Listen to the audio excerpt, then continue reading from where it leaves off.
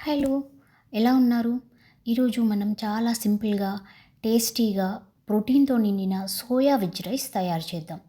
ముందుగా మనం ఒక గ్లాస్ బాస్మతి రైస్ కడిగి, ఆ బియ్యాన్ని 20 నిమిషాలు నానబెట్టుకోవాలి. తర్వాత ఒక బౌల్‌లో నీళ్లు వేడి చేసి, అందులో కొంచెం ఉప్పు వేసి, నీళ్లు వేడయ్యాక ఈ సోయా చంక్స్‌ని అందులో వేసుకోవాలి. మనం ఈ నీళ్లు వేడయ్యేలోపు మనకు కావాల్సిన కూరగాయలేంటంటే, నేనిక్కడ ఒక క్యాప్సికమ్, ఒక 3 టొమాటోసు, హాఫ్ క్యారెటు, ఒక 3 చిల్లీసు జస్ట్ పోపులో కోసం వాడుకున్నాను. అవి కట్ చేసి పక్కన పెట్టుకుందాం. ఈలోపు మనకి వాటర్ మరిగాయి కదా! ఇలా మరిగిన వాటర్‌లో సోయా చంక్స్ మీకు మీ తినడానికి ఎంత సరిపోతుందనుకుంటే అంత. నేను కొన్ని వేసుకున్నాను.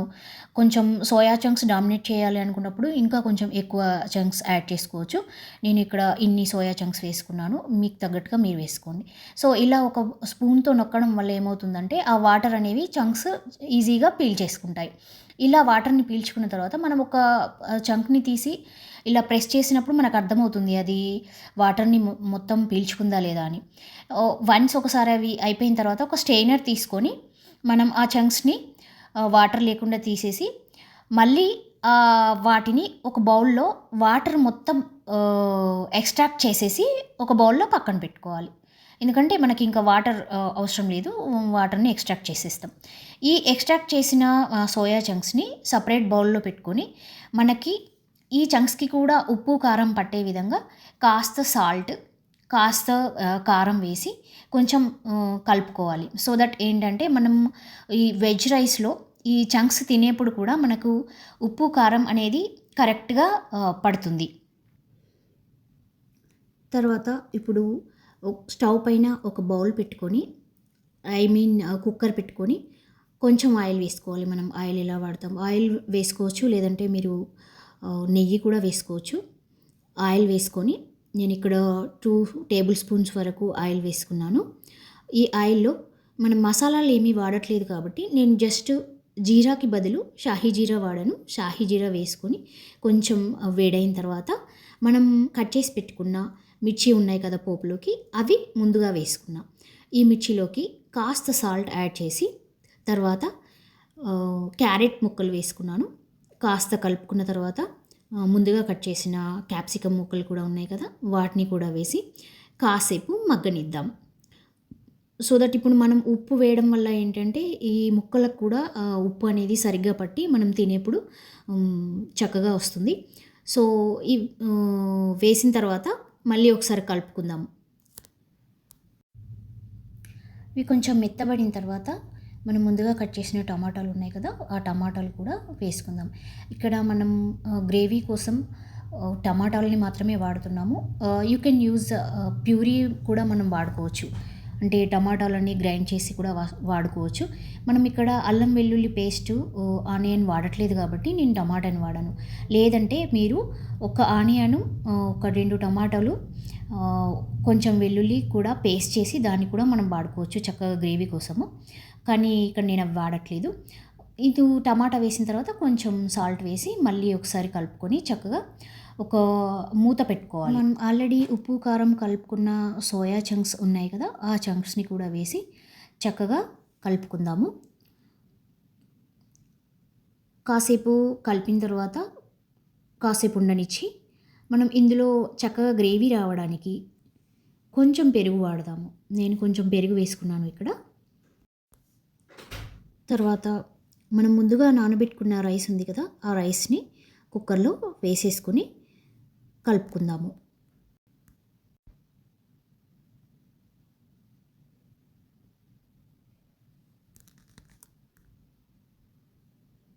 ఇక్కడ నేను ఒక గ్లాస్ బాస్మతి రైస్‌కి ఒక గ్లాసు వాటరు ప్లస్ ఇంకొక హాఫ్ గ్లాస్ వాటర్ కూడా వాడుకుంటున్నాను ఇక్కడ కుక్కర్‌కి. సో, నెక్స్ట్ కుక్కర్ మూత పెట్టేసి మనం కొంచెంసేపు వెయిట్ చేద్దాం. నేను ఇక్కడ 3 విజిల్స్ వచ్చేంత వరకు వెయిట్ చేశాను. ఆఫ్టర్ 3 విజిల్స్ మనకు సోయా చంక్ వెజ్ రైస్ ఎలా తయారైందో చూద్దాం. ఓకే. ఇప్పుడు చూద్దాం సోయా చంక్ రైస్ ఎలా తయారైందో. వావ్! చూడండి ఎంత బావుందో.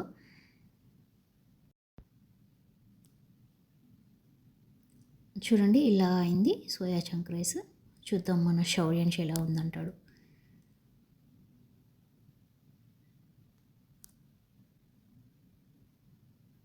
సూపర్! మన వేడి వేడి రుచికరమైన protein rich soya veg pulao ready అయిపోయింది. ఇప్పుడు మనము లాస్ట్ స్టోరీలో చెప్పుకున్న కర్మ గురించి మాట్లాడుకుందాం. అసలు కర్మ ఎన్ని రకాలు, కర్మ అంటే ఏంటి అని మనం క్వశ్చన్ వేసుకున్నాం కదా. వేదాంతం ప్రకారం కర్మను 3 రకాలుగా వివరిస్తారు. మొదటిది సంచిత కర్మ, రెండవది ప్రారబ్ధ కర్మ, మూడవది ఆగామి కర్మ. సంచిత కర్మ అంటే మనం గత జన్మలలో చేసుకున్న కర్మలన్నింటి నిల్వ. సో మనం ముందు జన్మలలో చేసిన కర్మలన్నీ ఒక దగ్గర నిల్వ చేయబడి ఉంటాయి, అది సంచిత కర్మ. సో రెండవ కర్మ వచ్చేసి ఈ జన్మలో మనం అనుభవిస్తున్న ప్రారబ్ధ కర్మ. మూడవ కర్మ వచ్చేసి ఆగామి కర్మ, అంటే ఇప్పుడు మనం చేసే కర్మల వల్ల ఏర్పడే కొత్త కర్మ. ఈ 3 కర్మలను మనం ఏ విధంగా జయించవచ్చు అనేది మీరు పైన ఉన్న పిక్చర్లో చూస్తే మీకు అర్థమవుతుంది. ఏ వ్యక్తి అయితే తన స్వలాభంతో స్వార్థంతో కర్మలను చేస్తాడో అతడు ఇంకా ఇంకా పాపాలు పుణ్యాలు మూట కట్టుకుంటూనే ఉంటాడు.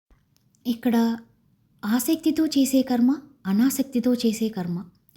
శ్రీకృష్ణ పరమాత్మ చెప్పిన దాని ప్రకారం మనము మన నిత్య జీవితంలో జపము, ధ్యానము, కర్మ చేస్తూ ఆ చేసే కర్మ అనాసక్తితో చేసినప్పుడు మనకు మనశ్శాంతి లభిస్తుందని కృష్ణ పరమాత్మ చెప్పారు.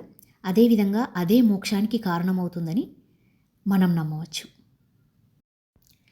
సో ఫ్రెండ్స్, మనం మన నిత్య జీవితంలో కుటుంబ బాధ్యతలు కానీ, సంసార బాధ్యతలు కానీ, వ్యాపార బాధ్యతలు కానీ, ఉద్యోగ బాధ్యతలు కానీ మనం ఎంతవరకు చేయాలో అంతవరకు చేసి ఫలితాన్ని భగవంతుడికి అర్పిస్తే మనం చేసే కర్మ యొక్క ఫలితం కూడా మనకి అంటకుండా మనం ప్రశాంతంగా ఉండవచ్చు.